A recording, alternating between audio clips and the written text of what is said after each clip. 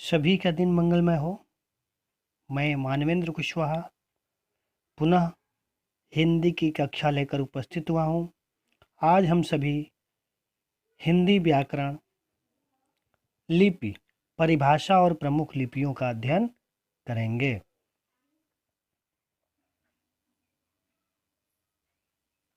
लिपि लिपि का शाब्दिक अर्थ देखिए क्या है। किसी भी भाषा को लिखने का ढंग या भाषा की लिखावट का अर्थ होता है लिपि या लेखन प्रणाली।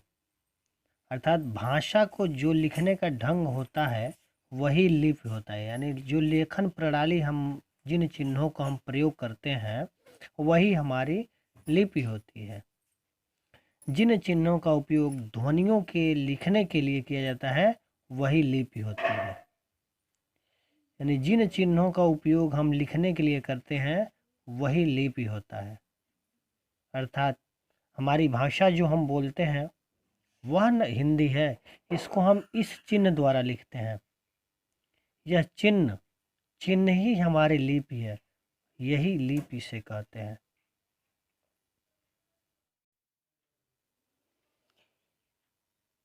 लिपि और प्रमुख भाषा। देवनागरी लिपि में हिंदी, संस्कृत, मराठी, नेपाली। ब्राह्मी लिपि में प्राचीन काल में संस्कृत और पाली भाषा, यानी प्राचीन काल में जो संस्कृत वेदों की भाषा होती थी उसकी, और पाली भाषा ब्राह्मी लिपि है।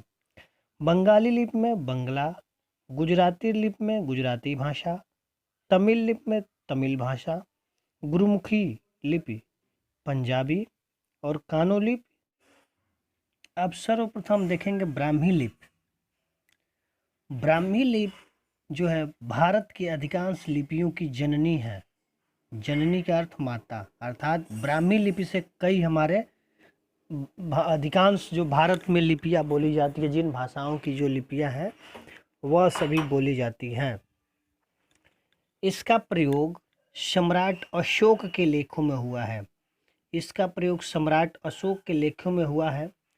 5वीं सदी यानी 5वीं शताब्दी ईसा पूर्व से 350 ईसा पूर्व तक इसका एक ही रूप मिलता है। यानी 5वीं सदी ईसा पूर्व से 350 ईसा पूर्व तक इसका एक ही रूप मिलता है, लेकिन बाद में इसके दो विभाजन मिलते हैं, उत्तरी धारा एवं दक्षिणी धारा। इसके दो रूप मिलते हैं, उत्तरी धारा और दक्षिणी धारा। ब्राह्मी की उत्तरी धारा में गुप्त लिपि, कुटिल लिपि, शारदा और देवनागरी को रखा गया। देखिए, ब्राह्मी की जो उत्तरी धारा है इसमें गुप्त लिपि, कुटिल लिपि, शारदा और देवनागरी को रखा गया, और दक्षिणी धारा में तेलुगु, कन्नड़, तमिल, कलिंग, ग्रंथ, मध्य देशी और पश्चिमी लिपि शामिल है। ब्राह्मी लिपि बाएं से दाएं लिखी जाती थी। ब्राह्मी लिपि बाएं से दाएं लिखी जाती थी।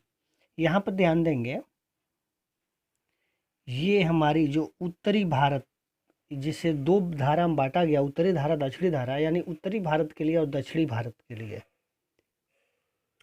यानी उत्तर के क्षेत्रों के लिए और दक्षिण के क्षेत्रों के लिए। उत्तर के क्षेत्रों हमारी गुप्त लिपि, कुटिल लिपि, शारदा और देवनागरी को रखा गया, और दक्षिणी में तेलुगु, कन्नड़, तमिल, कलिंग, ग्रंथ, मध्य देशी और पश्चिमी लिपि शामिल है। ब्राह्मी के बाद खरोष्टी लिपि देखते हैं। भारत के पश्चिमोत्तर क्षेत्रों में प्रचलित यह लिपि दाएं से बाएं लिखी जाती है। दाएं से बाएं लिखी जाती है। अभी हमने पढ़ा जो ब्राह्मी लिपि की विशेषता है वह हमारे बाएं से दाएं लिखी जाती है, जबकि खरोष्टी लिपि दाएं से बाएं लिखी जाती है। इसे विदेशी उद्गम लिपि यानी अरामाइक और सीरियाई लिपि से विकसित माना जाता था। इसे विदेशी उद्गम लिपि यानी अरामाइक और सीरियाई लिपि से विकसित माना जाता है। कुल 37 वर्णों वाली इस लिपि में स्वरों का अभाव था, यहाँ तक कि मात्राएं और संयुक्ताक्षर भी नहीं मिलते हैं। सम्राट अशोक के शहबाजगढ़ी और मानसेहरा अर्थात जो पाकिस्तान में स्थित है, इन अभिलेखों में खरोष्टी लिपि के प्रमाण मिलते हैं। कुटिल लिपि है। कुटिल लिपि में है गुप्त लिपि का परिवर्तित रूप मानी जाने वाली इस लिपि को न्यून कोणीय लिपि तथा सिद्ध मातृका लिपि भी कहा जाता है। इस लिपि में अक्षरों के सिर ठोस त्रिकोण होते हैं, लेकिन कहीं कहीं ये आड़े तिरछे टेढ़े मेढ़े या कुटिल ढंग से भी है। यह लिपि 6ठी शताब्दी से 9वीं शताब्दी तक प्रचलन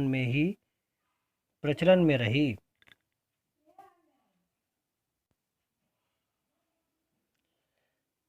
अब देवनागरी लिपि को देखेंगे। सबसे बड़ी देवनागरी लिपि है। इसकी विशेषता देखिए, यह दाएं से बाएं की ओर लिखी जाती है। देवनागरी लिपि मोस्ट इंपॉर्टेंट है, ध्यान से देखेंगे। बाएं से दाएं की ओर लिखी जाने वाली देवनागरी लिपि अत्यंत व्यवस्थित तथा वैज्ञानिक लिपि है। इसमें ध्वनि एवं अक्षरों का उत्कृष्ट समन्वय होता है। भारत के संविधान में देवनागरी लिपि को मान्यता प्रदान की गई है। अनुच्छेद एक में हम देखेंगे, भारत की देवनागरी लिपि को भारत के संविधान में मान्यता मिली थी। उत्तर भारत में 8वीं शताब्दी से आज तक अनेक भाषाओं में देवनागरी का प्रयोग होता आया है। यथा यहाँ पे बताया गया उदाहरण के रूप में देवनागरी का प्रयोग होता है, या उदाहरण के रूप में संस्कृत है, मराठी है, हिंदी, भोजपुरी, नेपाली, कोंकणी, मैथिली, गढ़वाली आदि। यानी इन सभी भाषाओं की जो लिपि है वह देवनागरी लिपि आती है। हमारी हिंदी भाषा, संस्कृत, मराठी, भोजपुरी, नेपाली, कोंकणी, मैथिली और गढ़वाली, इन सभी भाषाओं की जो लिपि कही जाती है वह हमारी देवनागरी लिपि मानी जाती है। इन सभी भाषाओं की देवनागरी लिपि है। संस्कृत, मराठी, हिंदी, भोजपुरी, नेपाली, कोंकणी, मैथिली और गढ़वाली, इन सभी भाषाओं का जो लिपि है वो हमारा देवनागरी लिपि है। ध्यान से नोट किए रहेंगे, ये हमारी हिंदी जो है वह देवनागरी लिपि है, सबसे इम्पोर्टेंट है जो। अब ये देखें शारदा लिपि। 8वीं शताब्दी में कश्मीर में सिद्धि मातृका लिपि से विकसित इस लिपि में अनेक अभिलेख कश्मीर, पंजाब, हिमाचल प्रदेश आदि में मिलते हैं। यानी शारदा लिपि कश्मीर, पंजाब और हिमाचल प्रदेश तक ही सीमित रही। गुरुमुखी लिपि। सिखों के दूसरे गुरु अंगद द्वारा विकसित इस लिपि में पंजाबी भाषा में गुरु ग्रंथ साहिब का संकलन हुआ है। अर्थात पंजाबी भाषा की जो लिपि है वह हमारी गुरुमुखी लिपि है।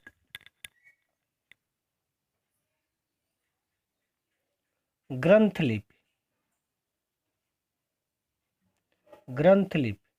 दक्षिण भारत के तमिलनाडु के पल्लव, पांड्य एवं चोल शासकों ने इसका विकास किया। महाबलीपुरम में धर्मराज रथ पर ग्रंथ लिपि में विवरण अंकित है। राज सिंह द्वारा बनवाए गए कैलाश मंदिर पर उत्कीर्ण शिलालेख ग्रंथ लिपि में ही है। यानी तमिलनाडु के जो दक्षिण भारत का क्षेत्र है वह ग्रंथ लिपि में आता है। तेलुगु एवं कन्नड़ लिपि। इन दोनों लिपियों का उद्गम स्रोत एक ही है। चालुक्यकालीन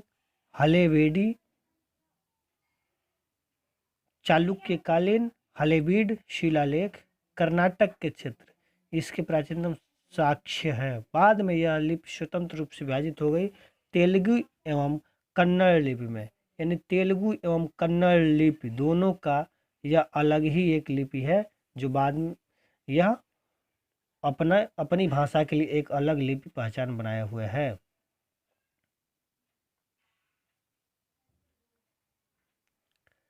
तमिल मलयालम लिपि। दोनों का विकास ग्रंथ लिपि से हुआ है, लेकिन आज यह स्वतंत्र है तमिल भाषा और मलयालम भाषा के लिए लिपि। शाहमुखी लिपि यह सूफियों द्वारा चलाई गई ईरानी लिपि पंजाबी संस्करण है।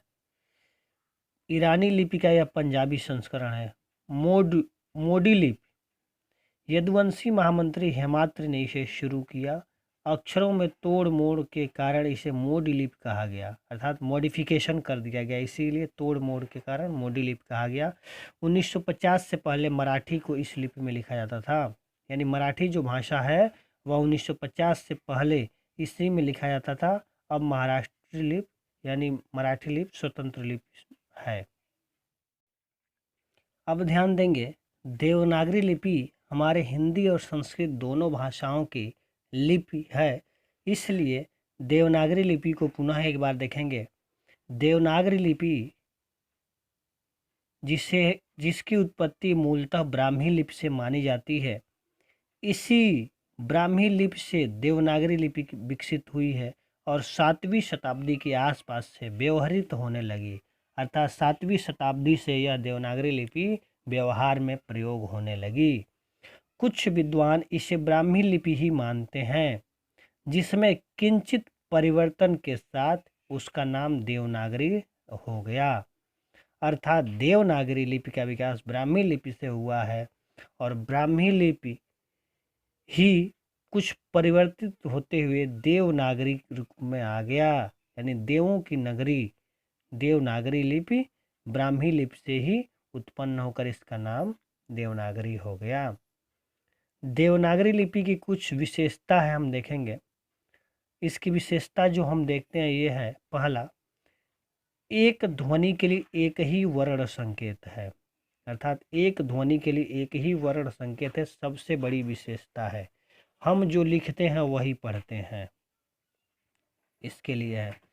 दूसरा देखेंगे, एक वर्ण संकेत से अनिवार्यतः एक ही ध्वनि व्यक्त होता है, यानी एक से एक ही ध्वनि व्यक्त होगा, दूसरा हम इसे नहीं बोल सकते हैं। जो ध्वनि का नाम वही वर्ण का नाम। तीसरा है, जो ध्वनि का नाम वही वर्ण का नाम, यानी हम इसे जो ध्वनि का नाम देंगे वही वर्ण का नाम भी है, यानी क ध्वनि है तो वर्ण भी हमारा क ही है। मूक वर्ण नहीं है, यानी हमारा यह साइलेंट कोई नहीं है, सब बोलने वाले हैं। जैसे अंग्रेजी रोमन लिपि में होता है ना, नॉलेज लिख दिए तो के साइलेंट हो गया, लेकिन हिंदी में कोई साइलेंट वर्ड नहीं होता है, सबका उच्चारण अनिवार्य होता है, सभी बोले जाते हैं। पांचवा सबसे बड़ी विशेषता है कि जो बोला जाता है वही लिखा जाता है, अर्थात जो बोल दिया जाता है उसी रूप में लिखा भी जाता है।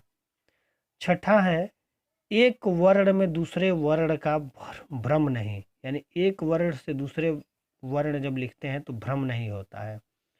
सातवां है, उच्चारण के सूक्ष्मतम भेद को भी प्रकट करने की क्षमता है।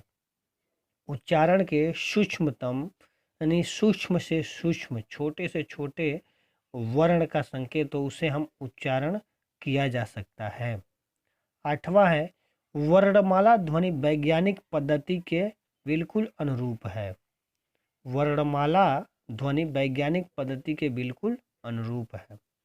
नौवां है, प्रयोग बहुत व्यापक, प्रयोग इसका बहुत बड़ा है। संस्कृत, हिंदी, मराठी, नेपाली की एकमात्र लिपि, यानी संस्कृत, हिंदी, मराठी और नेपाली की एकमात्र लिपि है देवनागरी लिपि, यानी इन सभी भाषाओं की जो लिपि है, इन सभी भाषाओं की जो लिपि है हमारी देवनागरी लिपि है।